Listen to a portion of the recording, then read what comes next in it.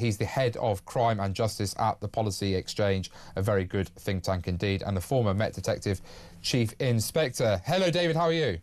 Good afternoon, Jonathan. Good to see you. I'm good, thank you, and thank you so much for joining us, because this is an amazing story. I'm quite baffled, so maybe I'm wrong, so please do tell me, David, if I am so, which is, so Mark Rowley is basically begging the government to legislate in order for him to be able to tell police officers to stop policing tweets and police the streets instead. Now, maybe I'm wrong. Surely that decision can be made by a police commander or a chief inspector, or a chief constable, sorry, as Sir Mark Rowley is, and he can just simply tell his troops on the ground, unless there is serious terrorism, a serious threat to life, or indeed stalking and harassment online by, you know, some vile man towards a woman potentially happening online, use your common sense. Deal with knife crime, deal with theft from shops, deal with phone robberies, deal with antisocial behaviour. That's where the public need to see you. That's what they pay their taxes for. Do we need another law? Well, you're broadly correct here. Police officers and police chiefs in particular have broad discretion as to what it is their officers focus their time and energy on. So we've seen that time and again through the debates on what's called police operational independence. We've seen it through court cases and various other things.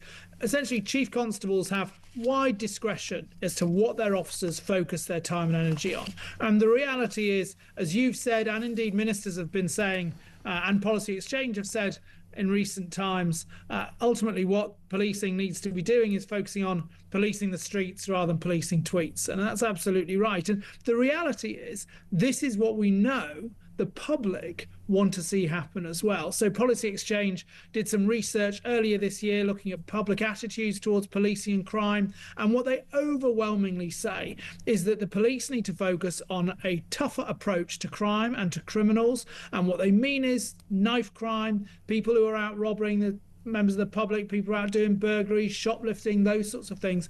That is what the public want the police to be focused on time and again. Now, that's not to say that there aren't elements of the legislation around the Public Order Act, for example, that may well need to be tweaked around free speech provisions. It is sensible for the government to look at that. But the main issue here is actually how the police are choosing to go about their work. Well, it is amazing, isn't it? As you say, sorry, I'm just flabbergasted that Sir Mark Rowley just wants more legislation. In fact, my time in Parliament, what I learned was that there was too much legislation that constantly kept confusion about which laws did what and where was their overlap, and it meant judicial reviews were becoming more and more common because the law was actually gaining more uncertainty rather than actually what governments, I think, should be doing, which is slimming down legislation, updating legislation, merging legislation where necessary. I mean, is this surely is just going to look like Sir Mark Rowley's passing the buck, isn't it?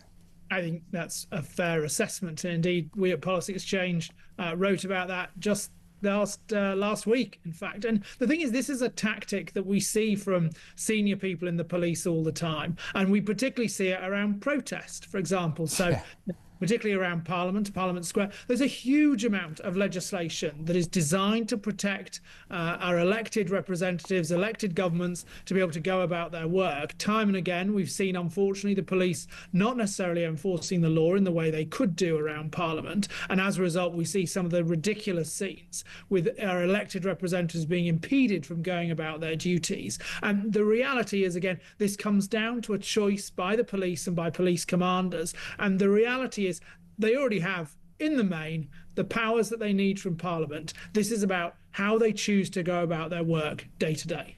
Absolutely, indeed. And there's another story that has also caused a lot of outrage. I think The Sun doing great work in uncovering the fact that Sir Robert J., a judge, has sparked fury when he sympathised with al-Qaeda fiend Haroon Aswat 50, who will be released from hospital to Yorkshire.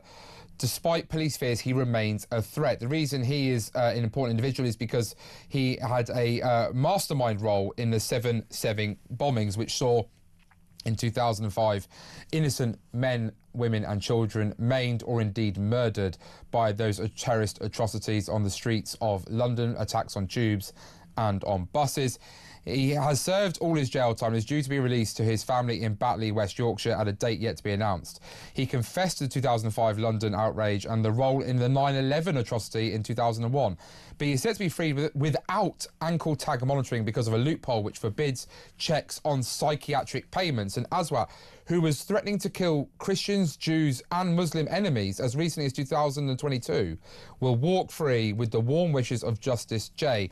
Nigel Farage has come out, leader of Reform UK, calling the judge to be sacked, and Shadow Justice Secretary Robert Jenrick has said the Pally remarks were an insult to the 52 people who died in 2005. It's quite a jaw-dropping thing to be said, where I think he said, here we go, the legal submission in the 65-year-old judge asked, Mr. Aswat, is there anything you'd like to say? How are you feeling? I'm good. Mr. Justice J, OK. You feel stable on your treatment? Aswat, yes. When you're released, you're going to go back to your family, I think, in Yorkshire? Yes. Mr. J, OK, and you understand what these requirements are? I have read through all the paperwork. Yes. OK, you probably want to put all this behind you now. Indeed, I do. Mr. Justice J, it could not have been too pleasant being in American custody all that time. I mean, what's going on? This is ridiculous. Well, I, like you and many others, struggle to find any sympathy for this man's time in custody, whether it's in the UK or the United States. And I'm quite sure that the victims and the families of those who died on 7/7 will probably feel very similar.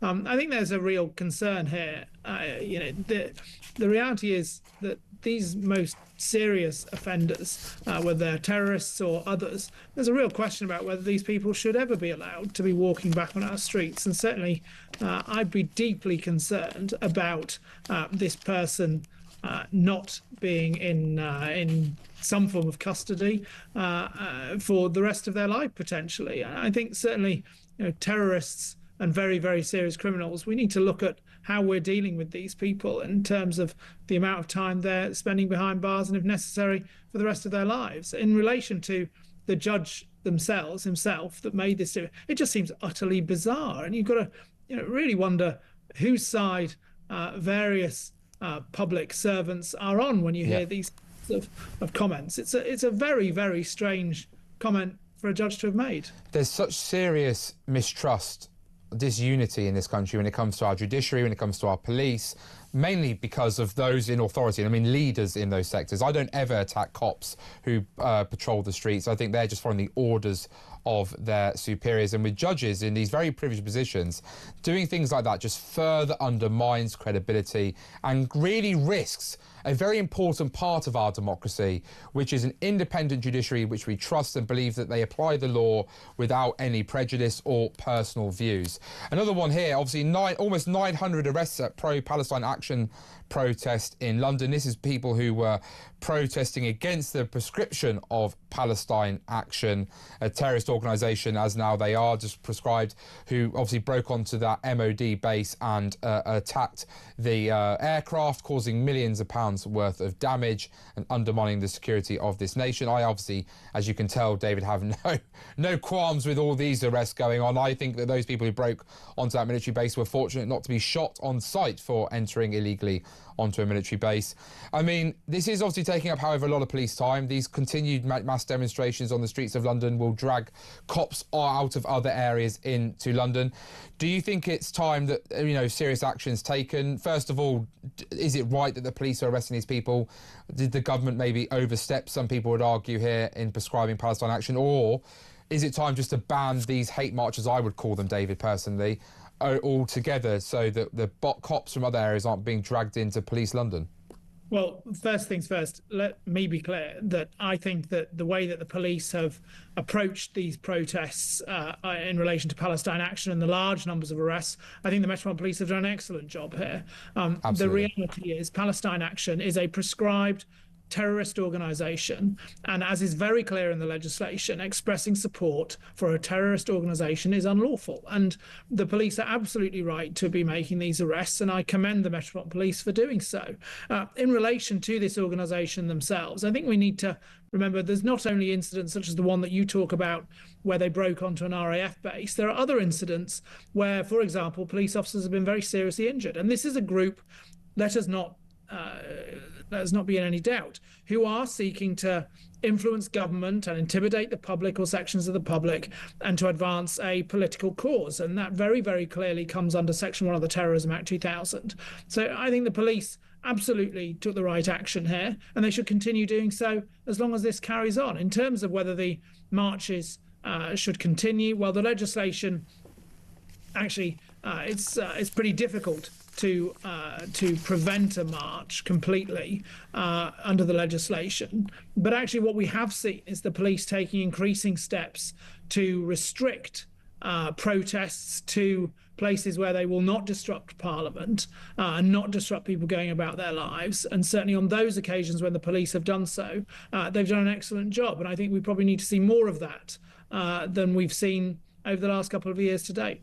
Well, look, David Spencer, the Head of Crime and Justice at the Policy Exchange and former Met Detective Chief Inspector, thank you so much for joining us today. What